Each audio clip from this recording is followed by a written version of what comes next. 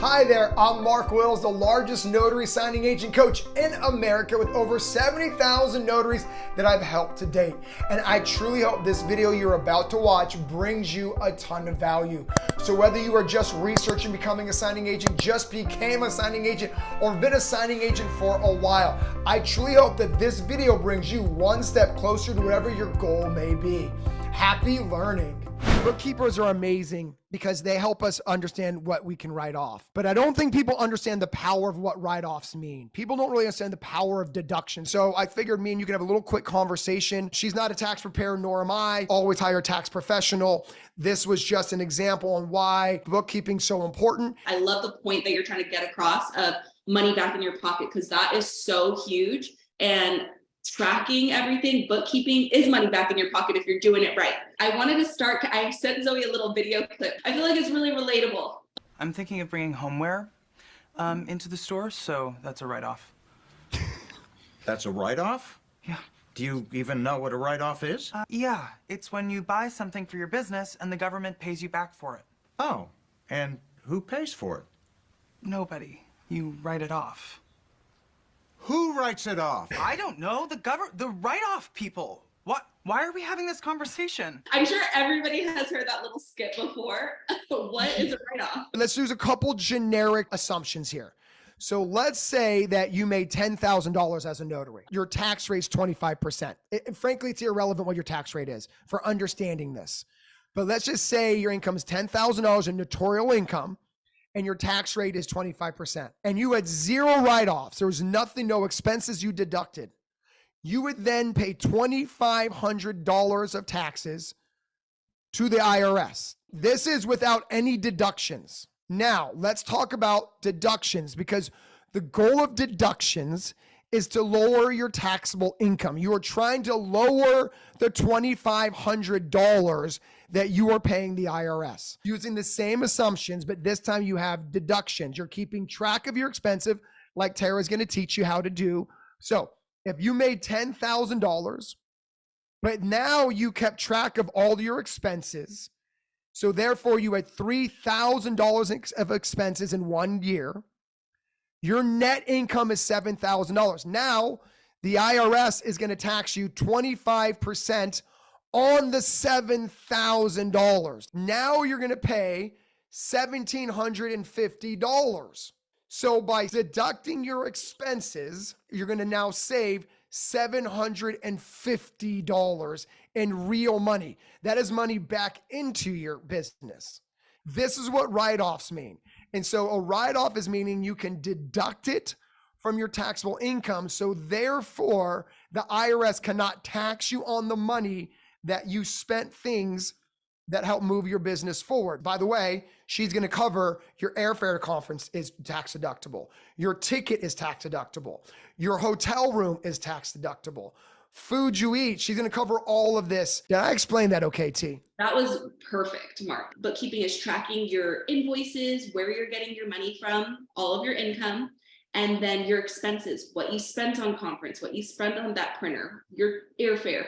Those are expenses for your business. Keeping track of those, subtracting them from your income, you get your net profit. That is like a very simple version of it. And it helps you know how much, you're making off of your business. Is it beneficial for you? For instance, for you guys going to conference, you can write off educational expense. She's going to go into that in bigger detail. Mm-hmm.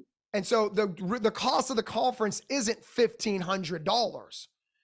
It's $1,500 minus the deduction that you get off of your taxes. I was going to say a good word is allocating. In the top example, you see $2,500 is being spent. That's going to the government. That's out of your pocket.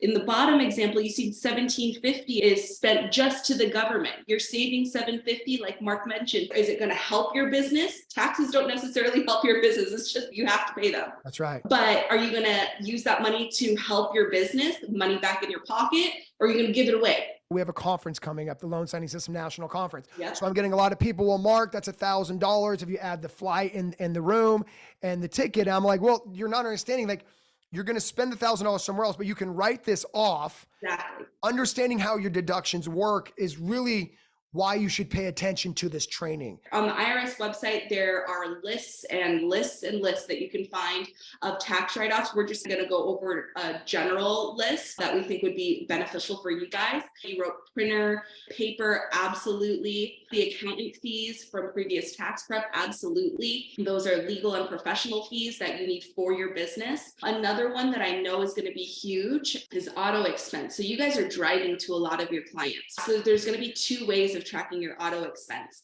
You can track it with mileage, which there's a lot of different mileage apps. And then at the end of the year, your tax preparer will add up all your mileage and get your percentage. The other option is tracking all of your auto expenses. So anytime you go to the gas station, anytime you get a tire rotation or an oil change or new windshield wipers, that can go into auto expense. And then again, your tax preparer will take a percentage, and that's something you guys will talk about. Your home office, rent, and all of that kind of stuff. Internet, electricity, water, yep, all of those. Your mortgage, rent, your homeowner's insurance even. So all of those, your tax preparer at the end of the year should give you a form, and they should have all of those things listed out, and you should be able to fill in. They're going to have a percentage ready for you.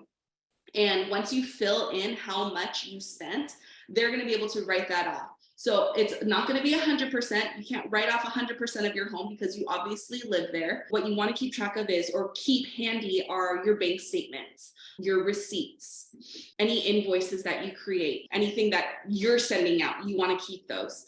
And then just making sure that you have a paper copy of those and storing them. We'll get into that, but storing them either paper copies or on the cloud, a digital copy, either way is fine. Just making sure that you're doing one of them. Bank statements alone are not going to be sufficient enough if they audit you. So a good rule of thumb is keeping everything, especially your receipts, for 7 years. And by that, we can take a picture of them and save them to the cloud or some sort of database, or you can keep a copy in a Ziploc bag, a shoebox, and stick it in the back of your closet. As long as you have it somewhere handy, that's what's important. We need to remind people why it's important to listen to you. And I don't think people realize why it's important to listen to you or even hire someone with your expertise. It's like, bookkeeping is a boring conversation. It can be. And when you put like this much emphasis on how important it is, it becomes exciting because you get money back in your pocket. That's exactly right. You have to stop being unaware of your expenses so you can literally get money back into your pocket by not paying income tax on the expenses that you're paying out, because you're going to spend that money in taxes as a business owner. Even if you're making as low as $10,000, it's still going to be a couple $1,000 in taxes. Or you can have deductions to where it lowers your taxable income. Now you know what a write-off means. A write-off means you lower your taxable income. You lower your taxable income. That's real money you're not paying the IRS. But it's important to understand that educational expenses, printer expenses, business expenses lowers your taxable income. That's why this training today is so important.